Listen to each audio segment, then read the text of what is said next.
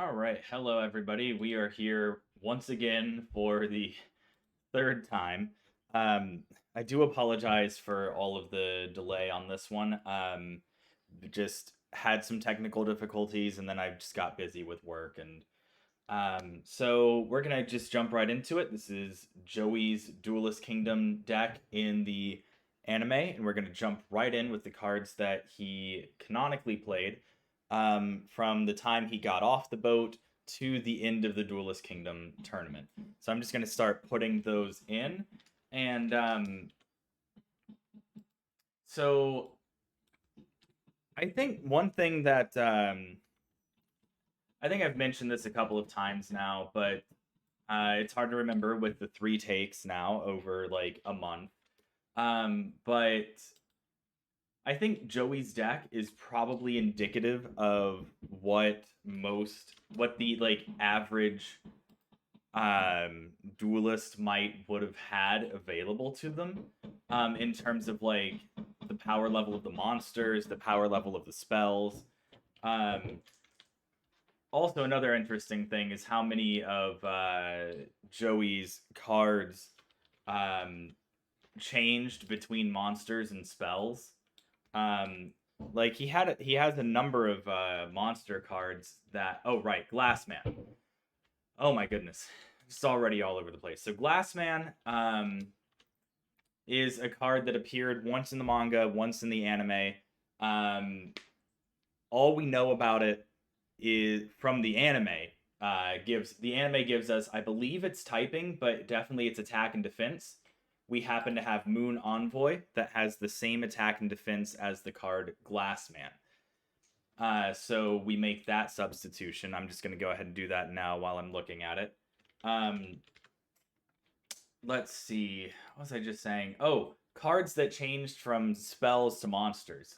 So Copycat and Time Wizard, I think, are the main ones.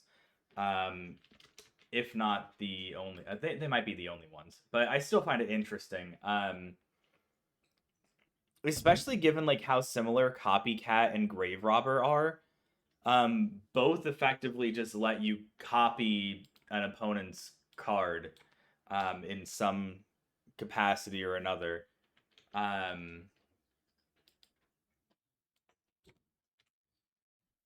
but let's see. Oh, right. I'm gonna try to remember what I did last time. We're gonna put Red Eyes in the side deck here. Um, because he didn't get that card until after he defeated Rex Raptor. So we're just going to assume that he had to have had a 40 card deck before that duel. So I'm going to try to address that. If that ends up causing us some problems later on, I do apologize. Because, like I said, I've done this video like several times now over the course of like weeks and have just it's kind of all over the place. Also, one thing that I do plan on doing in the future, when I start doing like the manga versions of the decks, because I do want to be a little bit more picky about those, because these are largely meant to tie in with my Legacy of the Duelist stuff. Um, these are the decks that I'm using for that. So there might be a couple of choices here that would be a little bit different. Name mostly things with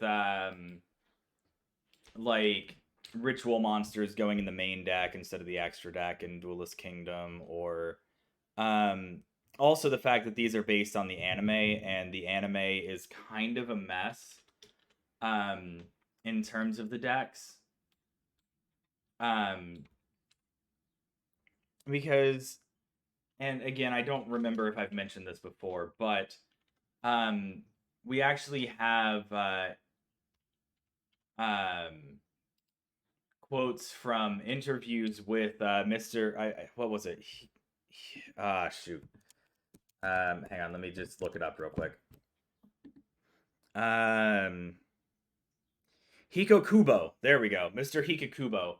Um, who is he was the duel coordinator for the series and has been from the beginning and still is. Let me address that in a second. But first, I've got there are some normal monsters that he played that were printed as fusion monsters. So I'm gonna go ahead and put in the fusion monsters, their fusion materials, and a copy of polymerization, just real quick. But what Mr. Hikakubo was saying is that part of his job when adapting from the manga to the anime was to make the duels line up a little bit more with with the TCG, well, with the OCG rules. And so part of what that meant, I mean, for one thing, it changed the flow of the duels. It meant they actually introduced some rules that like did not need to be introduced. They did some funky things here and there. But the main thing that it meant was that occasionally they would have to add or make up cards to a duel and therefore to a deck in order to make it play out the way that it was supposed to. And that kind of bogs down deck lists and leaves you having to make some interesting choices. Alongside that, you have issues where one-off characters, their decks aren't paid as much attention to, in their hands especially, and you get things like oh, I forgot to put in Dragon Treasure for Dragon Nails. Oops. Okay. But you get things like oh, what was it? Oh, yeah, like Arcana having an Egyptian god card in his hand. I think it was Obelisk the Tormentor and things like that. That make things a little weird sometimes. Anyway, so this is all of the cards that he definitively played in the anime. There are a couple that we can add, like Trap Hole. He played in that Legendary Heroes sub mini arc thing that was like 3 episodes where the Big Five put Kaiba and Yugi and his friends in virtual reality to try to take over Kaiba Corporation by killing them in virtual reality. You know, the first time. Very much if I had a nickel for every time it happened, I'd have 2 nickels, which isn't a lot, but it's weird that it happened twice. So it's where Trap Hole comes from. But aside from that, I'm going to try to generally not add more spell trap cards because in the manga and in the anime, I think it was pointed out that Joey's deck ran primarily on monsters and only had a handful of like basic spell trap cards to help him out.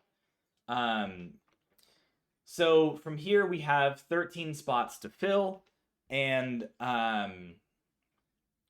luckily we do get, in the anime in particular, there's a deck that he plays before Duelist Kingdom in like the first episode or episode 2 or something. One of the first few episodes before they go to the tournament, and we see a lot of the cards that he plays.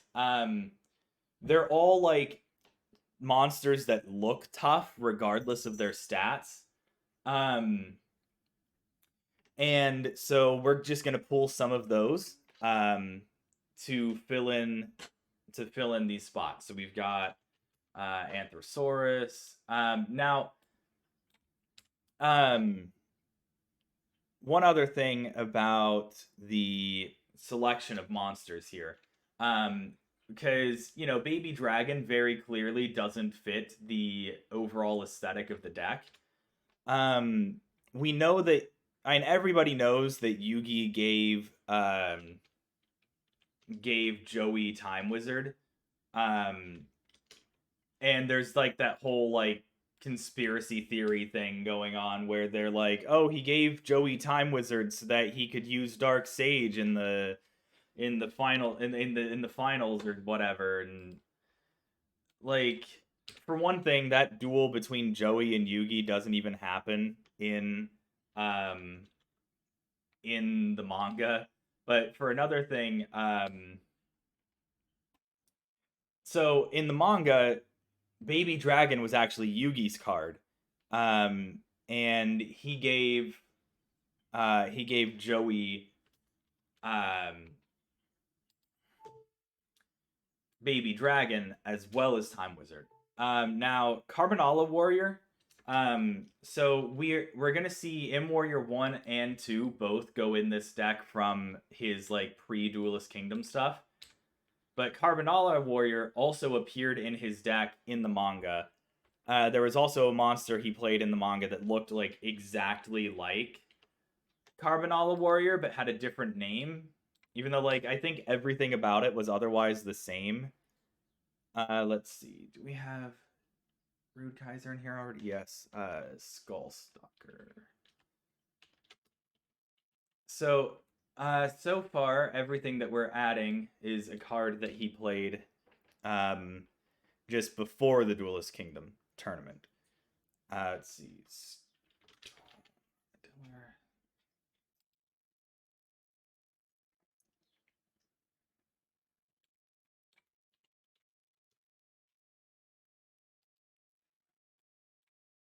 Okay. Okay, so the two to fill in these last two slots. Because this is all the monsters that we see him play in that pre-Duelist Kingdom deck, I believe.